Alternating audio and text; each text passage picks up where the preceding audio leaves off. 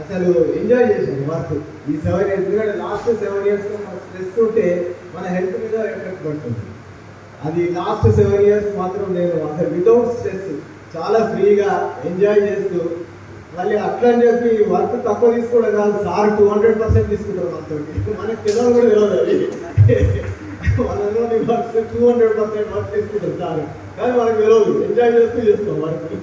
అది రాజీవ్ కుమార్ సార్ నేను చేయడం చాలా సంతోషం నాకు. ఇంకోటి ఏంటంటే మా ఫ్యామిలీ విషయం చెప్పాలంటే, ఫస్ట్ మా ఫ్యామిలీ, మా వైఫ్ పద్మజ, ఆమె గవర్నమెంట్ టీచర్, ఇంకా 5 ఇయర్స్ చదివిస్తుంది ఆమెకి. ఇంకా మా ఇద్దరు మహాతల్లులు, మహారాణులు. మా పెద్ద బాబేమో బీటెక్ కంప్లీట్ చేసింది, WMS చేసింది. ఆమె మ్యారేజ్ అయింది. సనీల్లో కూడా బీటెక్ WMS, వాళ్ళిద్దరు యూఎస్లో సెటిల్ అయ్యారు. మా చిన్న తల్లి, మా డాక్టర్ తల్లి, డాక్టర్ రక్షిత, మొన్ననే BDS కంప్లీట్ చేసేది. ఆమె కూడా యూఎస్ పోయే ప్రయత్నం. ఇకపోతే నేను ఈ వర్క్ విషయం ఇదంతా మనకు కామన్.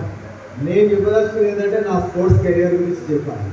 యాక్చువల్గా నేను సింగరేణికి రాకముందే 12 ఇయర్స్ నుంచి నేను Khammam district champion shuttle badminton.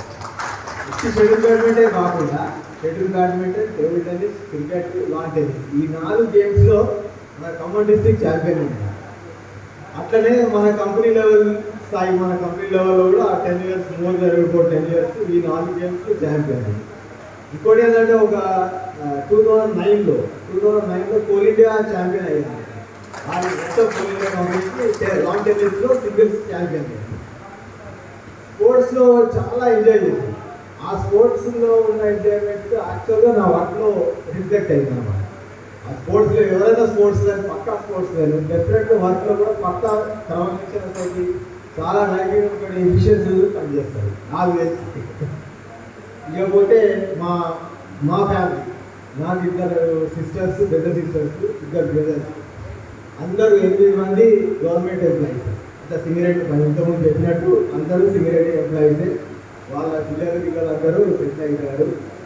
ఇంకా పోతే ఇక ఒకటి చెప్పాల్సింది ఏంటంటే, ఇక మన ఫ్యూచర్ ఇక్కడ పనిచేసేవాళ్ళు, మన మెయిన్ ఎంప్లాయీస్, తోటి ఎంప్లాయీస్, వాళ్ళందరికీ నేను చెప్పేది ఏంటంటే ఇదే క్రమశిక్షణతో ప్లస్ సేఫ్టీ ప్రిన్సిపల్స్ పాటిస్తూ మంచి అభివృద్ధి సాధించాలని, తద్వారా మన సింగరేణి కాలేజ్కి, దాని తర్వాత మన తెలంగాణ స్టేట్కి, అలాగే ఇండియాకి పేరు ప్రతిష్టలు చేస్తారని భావిస్తూ నాకు ఈ అవకాశం ఇచ్చిన ఈ పిల్లలకి నమస్కారాలు తెలియజేస్తున్నాను. Thank you.